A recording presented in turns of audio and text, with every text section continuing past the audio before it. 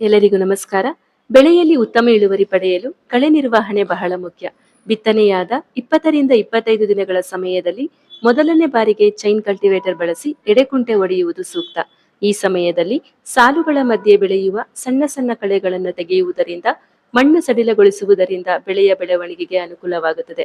ನಂತರ 35ರಿಂದ 40 ದಿನಗಳ ಸಮಯದಲ್ಲಿ ಎರಡನೇ ಬಾರಿಗೆ ಚೈನ್ ಕಲ್ಟಿವೇಟರ್ ಬಳಸಿ ಮಣ್ಣು ಏರಿಸುವುದು ಕೂಡ ಬಹಳ ಮುಖ್ಯ. ಕಾಯಿ ಕಟ್ಟುವ ಪ್ರಕ್ರಿಯೆ ಪ್ರಾರಂಭವಾಗುವ ಮುನ್ನ ಗಿಡಗಳ ಬುಡಕ್ಕೆ ಮಣ್ಣು ಏರಿಸುವುದರಿಂದ ಹೆಚ್ಚು ಕಾಯಿ ಕಟ್ಟಲು ಸುಲಭವಾಗುತ್ತದೆ. ಬೆಳೆಗಳಲ್ಲಿ ಕಾಯಿ ಕಟ್ಟುವ ಪ್ರಕ್ರಿಯೆ ಆರಂಭವಾದಾಗ ಯಂತ್ರವನ್ನು ಬಳಸಿ ಯಾವುದೇ ಕಾರಣಕ್ಕೂ ಮಣ್ಣನ್ನು ಕಲಕಬಾರದು.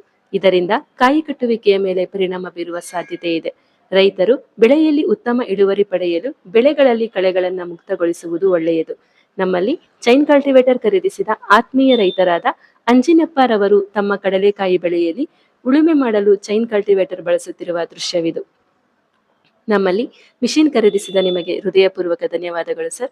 ಈ ಮಿಷಿನ್ ಅನ್ನು ಕಡಲೆಕಾಯಿ ಬೆಳೆಯಲ್ಲಿ ಮಾತ್ರವಲ್ಲದೆ 1 ಅಡಿ ಅಂತರದ ಎಲ್ಲಾ ಬೆಳೆಗಳ ಮಧ್ಯೆ ಉಳುಮೆ ಮಾಡಲು, ಕುಂಟೆ ಹೊಡೆಯಲು, ಮಣ್ಣು ಏರಿಸಲು ಈ ಚೈನ್ ಕಲ್ಟಿವೇಟರ್ ರೈತರಿಗೆ ಬಹಳ ಉಪಯುಕ್ತವಿದೆ. ಮಿಷಿನ್ ಬಗ್ಗೆ ಹೆಚ್ಚಿನ ಮಾಹಿತಿಗಾಗಿ ಸಂಪರ್ಕಿಸಿ ಕೃಷಿ ಬಂಧು ಏರವಳ್ಳಿ ಆಂಜನೇಯ ಸ್ವಾಮಿ ದೇವಸ್ಥಾನದ ಪಕ್ಕ, ಬೆಂಗಳೂರು. ಈ ಮಾಹಿತಿ ಶೇರ್ ಮಾಡಿ ರೈತರಿಗೆ ಉಪಯೋಗವಾಗಲಿ. ಹಾಗೂ ನಮ್ಮ ಕೃಷಿ ಬಂಧು ಪೇಜ್ ಅನ್ನು ಫಾಲೋ ಮಾಡಿ ನಮ್ಮನ್ನು ಪ್ರೋತ್ಸಾಹಿಸಿ. ಧನ್ಯವಾದಗಳು.